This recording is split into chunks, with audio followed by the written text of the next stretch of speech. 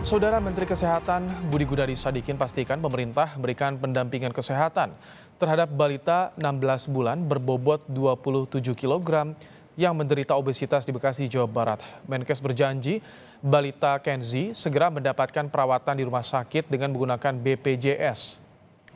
Menurut Menkes, balita Kenzi yang masuk kategori obesitas atau kelebihan berat badan harus segera mendapatkan perawatan di rumah sakit.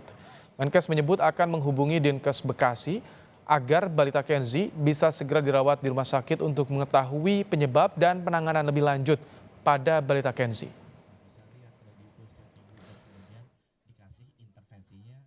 Di Bekasi kelebihan.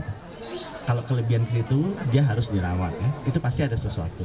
Itu dirawat ke BPJS. Saya nanti bilang khusus ke Kepala Dinkes DKI. Saya udah baca berita itu ya.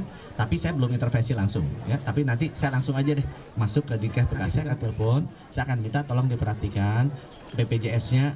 Harusnya sih kita kan udah 99%, harusnya udah di cover BPJS. Kalau nggak di cover nanti kita bantu. Dari mana? Muhammad Kenzi Alvaro, balita berusia 16 bulan di Tarumajaya, Kabupaten Bekasi, Jawa Barat ini mendadak jadi perhatian. Tak seperti balita seusianya, Kenzi memiliki bobot 27 kg dan masuk dalam kategori obesitas. Beratnya bobot badan Kenzi membuat balita ini belum mampu berjalan seperti anak seusianya. Menurut pengakuan ibunda Kenzi, anaknya lahir dengan bobot normal 4 kg. Namun berat badan Kenzi terus bertambah sejak usianya 6 bulan karena diberikan susu formula sejak lahir. Seperti biasa, maksudnya makan pagi sama sore, susu mah biasa. Asal dia mau tidur baru saya kasih susu. Kan kalau tidur dia kuat 2 jam, 3 jam, asal bangun tidur baru saya kasih susu lagi. Dia pasti kalau bangun tidur nangis. Minta susu. Minta susu. Ya, iya obesitas, maksudnya dia disuruh dikurang-kurangin susunya, encerin, asupan makannya disuruh kurang-kurangin gitu, jangan terlalu banyak. Kementerian Kesehatan memberikan tips mencegah bayi dan balita agar tak obesitas. Untuk bayi, pastikan inisiasi menyusui dini. Berikan ASI eksklusif hingga 6 bulan dan dilanjutkan ASI hingga 2 tahun. Berikan makanan pendamping ASI atau MPASI di usia 6 bulan yang tentunya makanan sesuai kelompok umur. Dan juga berikan aktivitas fisik sesuai umur. Sementara untuk balita, pastikan Anda memberikan ragam panganan anak bergizi sesuai usia anak. Dan jangan terlalu banyak digendong, biarkan anak bergerak bebas. Kasus obesitas yang menimpa Kenzi sudah mendapat perhatian dari Menteri Kesehatan Budi Gunadi Sadikin. Pekan depan, proses perawatan terhadap Kenzi akan dilakukan dengan melibatkan tenaga medis. Tim Liputan, Kompas TV. Jadi seperti apa penanganan bayi Kenzi oleh Kementerian Kesehatan? Kita akan tanyakan pada juru bicara Kementerian Kesehatan Muhammad Syahril. Assalamualaikum, selamat sore Pak Syahril. Ya, assalamualaikum, waalaikumsalam, selamat sore, salam sehat ya. Baik, Pak Syahril, pendampingan dimulai pekan depan. Tapi untuk saat ini apa upaya yang dilakukan oleh Kementerian Kesehatan terhadap bayi Kenzi, Pak Syahril?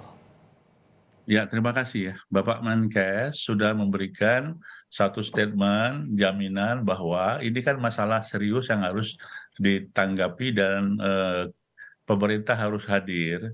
Karena ini kan kasus jarang, langka, yang bisa membawa suatu bahaya apabila tidak segera dilakukan. Nah, karena ini kasus langka dan menjadi perhatian, maka kemarin Pak Menteri sudah mengatakan semua pembiayaan akan diberikan melalui BPJS, kalau tidak nanti dari Kementerian Kesehatan. Oke. Ingin menyampaikan bahwa kasus ini kan kasus yang serius ya, yang serius dalam arti kata ini harus ditangani dengan cepat ya, dengan tepat sehingga ada ini terselamatkan, tidak menjadi masalah. Kalau tidak cepat ditangani akan bertambah terus dan akan menjadikan komplikasi gitu loh. Pak Syahril, tadi kita simak pernyataan dari orang tua, susu formulanya biasa, asupan makanan biasa. Ini terjadi setelah 6 bulan. Informasi yang diperoleh Kementerian Kesehatan seperti apa soal perkembangan bayi Kenzi, Pak Syahril? Ya, ini sedang kami lakukan penyelidikan epidemiologi namanya ya, Makanya kita menyarankan pasien bayi Kenzi ini sebaiknya dirawat di rumah sakit karena akan dicari penyebabnya. Apakah dia kelainan bawaan atau kongenital atau genital ya, bawaan sejak lahir atau kelainan metabolik atau kelainan hormon atau juga asupan yang kurang tepat ya, sehingga semua ini berakumulasi menyebabkan pasien ini menjadi obes yang memang luar biasa ya. Harusnya untuk anak umur 16 itu sekitar 12 atau 15 kilogram ya, tapi ini hampir dua kali lipat. Nah, jadi kepentingannya kenapa pasien ini harus dirawat untuk mencari satu penyebab, kemudian untuk penanganan langsung apabila terjadi hal-hal yang memang terjadi komplikasi karena obesnya. Contoh, ini kan dia agak sesak napas nih, tentu saja ya karena akan menekan di saluran napas ya, itu bahaya sekali sehingga perlu pertolongan. Yang kedua, bisa juga menekan semua pembuluh darah karena banyaknya katakanlah lemak atau daging yang ada di dalam tubuhnya sehingga menekan pembuluh darah. Nah, tentu saja selain itu akan dilakukan terapi dengan diet yang baik ya oleh dokter anak, oleh ahli gizi, sehingga semua penanganan ini akan komprehensif. Gitu, Mas. Baik, jadi karena tadi Anda sampaikan ada organ-organ yang kalau masih bayi itu belum stabil ya Pak Syahril, dan ini bahaya jika bobotnya berlebih. Oh iya, jelas. Jangankan bayi, orang dewasa aja kalau terjadi obesitas kan akan menjadi ancaman ya, terutama di saluran napas ya, karena dia kan menekan saluran napas yang kemudian juga menekan saluran atau pembuluh darah yang ada sehingga aliran darah akan terhambat, termasuk gangguan di pencernaan gitu kan. Oke. Kalau tadi kan untuk bayi Kenzi ada beberapa tahapan penanganan observasi terutama. Nah, kalau orang tua yang lainnya yang masih perlu edukasi, Pak Syahril seperti apa sih mengetahui oh ini mulai tanda-tanda obesitas, harus mendapatkan penanganan. Dan seperti apa penanganannya Pak Syahril? Ya, terima kasih. Sebetulnya kita sudah ada program namanya transformasi layanan kesehatan di layanan primer ya, di posyandu dimulai, di mana di posyandu itu mulai dari ibu hamil, ibu melahirkan, sampai ke balita ada di tangan di sana.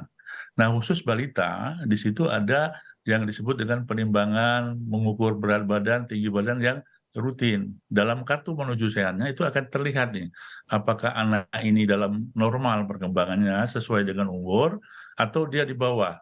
Bahkan di stunting sekalipun itu bisa terlihat dari perkembangan yang dilihat setiap bulan itu. Ya, kemudian juga apalagi kalau dia obes. Nah, untuk itu di layanan posyandu yang sudah direvitalisasi ini menjadi bagian penting bagi masyarakat untuk digunakan untuk evaluasi dari mulai ibu hamil sampai ke balita, bahkan lansia pun itu dilayani di posyandu ini. Nah, khusus balita kita melakukan pengembangan berat badan. Pak Syahril, kalau dari sisi nutrisi apa yang salah Pak Syahril? Karena kami juga sempat mendapat kabar ini juga diberikan susu formula dan susu kental manis Pak Syahril informasinya. Ya memang kan secara anjuran kita bahwasanya ASI ini harus diminum kan sampai 2 tahun ya Mas ya. 6 bulan pertama tidak boleh ada makanan sama sekali. Nah, setelah dengan 6 bulan maka ada makanan pendamping ASI namanya ya. Nah, makanan pendamping ASI itu juga harus sesuai. Memang harus dikonsultasikan itu ke petugas kesehatan maupun ahli kesehatan, dokter anak untuk melihat apakah makanan pendamping ini sudah cocok atau belum, sesuai atau tidak. Karena apabila salah ya atau berlebihan ataupun kekurangan, maka juga akan berdampak yang kurang bagus untuk pertumbuhan bayi tersebut ya. Baik, Pak Syahril, terima kasih telah memberikan informasinya soal penanganan bayi Kenzi yang mengalami obesitas dan juga menyampaikan edukasi tentu bagi para ibu untuk lebih mengawasi bobot dari putra-putrinya. Terima kasih Muhammad Syahril, juru bicara Kementerian Kesehatan telah berbagi dalam program Kompas Petang sore hari ini.